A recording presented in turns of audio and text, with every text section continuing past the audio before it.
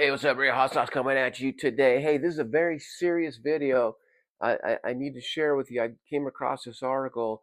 If you've heard the term "not your keys, not your coins," this is correct. Okay, when you buy and sell crypto on an exchange, they actually hold your keys. So it's technically not yours. That's why when there was this lawsuit with Coinbase, they actually froze accounts, so you could not withdraw. I don't even think you could you know put money into your login.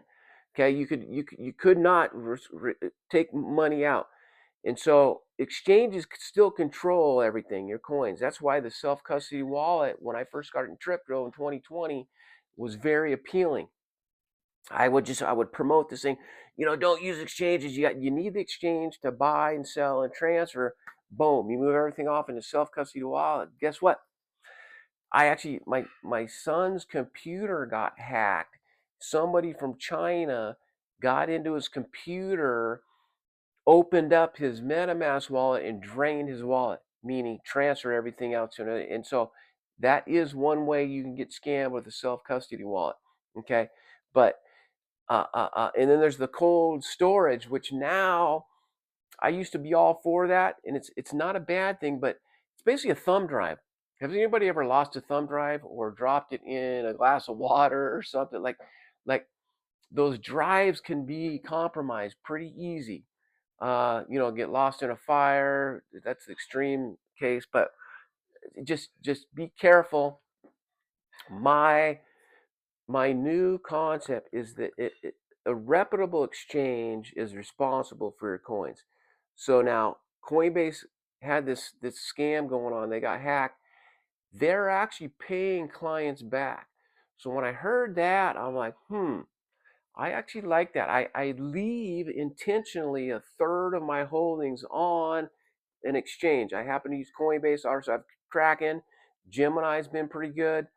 Uh, so leave some of them on there, but then I have 5 different self-custody wallets. The cold storage, I did purchase a Trezor, but it never got delivered to my doorstep. It got lost in the mail or something. I'm like, man, this might be a sign. That's when I heard about the Bluetooth hack with cold storage wallet. Never use any of this stuff in public. Never look at your crypto or trade on your phone in public ever. It's so easy to intercept your cell phone reception out there. There's these little devices you can buy at Radio Shack or Best Buy that can do that. So don't do things on your phone. That's just me personally. I only exchange on my secure network at home on a hardwired computer. I do use my laptop because it's secure. But that's just me personally.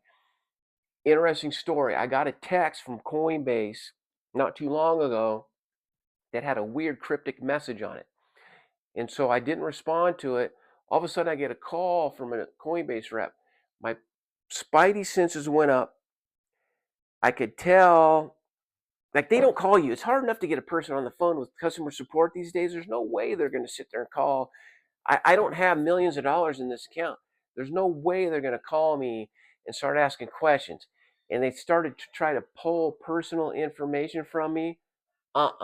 I gave them the what for and said, listen, I'm gonna report you guys. Don't call me again. They did call me back again. They don't stop. These guys are really good. The level and the technical savviness that these scammers have these days is unbelievable. I got another text. So I happen to have a piece of code. My buddy runs a data center, and he's a programmer. He knows this about this stuff. He gave me this piece of code that when I get scam text, I insert it and send it back to them. They leave me alone, because what it is, it's a piece of code that you can insert into wherever their program is, and it tracks them. And so I freaked them out. They left me alone. That's how I handle it. But check this out. This article I just came across. This is just horrible. It's horrible.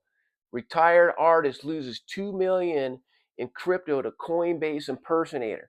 It's the same scam that was trying to come at me, and nobody will ever ask you for your seed phrases. It's just not going to happen. Okay. And so right here it says this poor guy, retired artist, okay, lost over $2 million in cryptocurrency after falling victim to a scam, someone posing as a Coinbase support representative.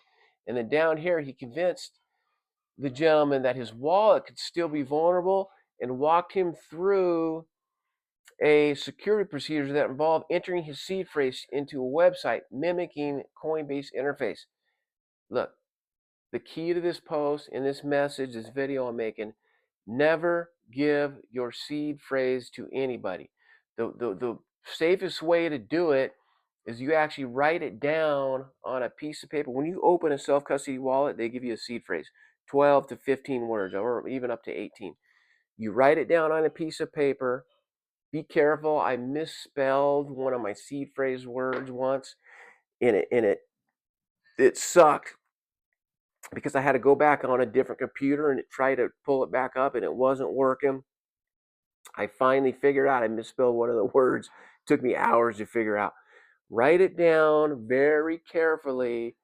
Put it in a file or in a safe. I've got mine in a little safe, and leave it there. Okay. It's basically like owning gold or cash. You do not give it to anybody. It's just do not do it. There's a lot more to be said about that, but just wanted to share this with you. If you're on Coinbase, be careful. A rep will never call and ask you for a seed phrase. Do not give up your seed phrases, everybody. Okay, with that said, ladies and gentlemen, do some research on this, on how not to get scammed. This is one of the most important things about being a crypto investor. It can be very safe and with the self-custody thing, but just don't fall victim of these scams. If you have spidey senses or you feel like something's not right, just hang up, don't talk to them, and go on your day. All right, that said, everybody, I wish the best for this gentleman. I think Coinbase mentioned that they're giving clients money back through this particular scam. I think hopefully this gentleman will get some, if not all, of his money back, and we'll go from there. Keep going, people. Stay stoic. We're still in a buying time, but I'm telling you, within the next couple months here, it's gonna skyrocket. That adoption curve is gonna go, and we just need to get a plan to take profits when it's appropriate. Okay, with that said, everybody, Crypto Hop signing off. Thanks for joining. Peace out. Be safe out there, buddy. Be safe.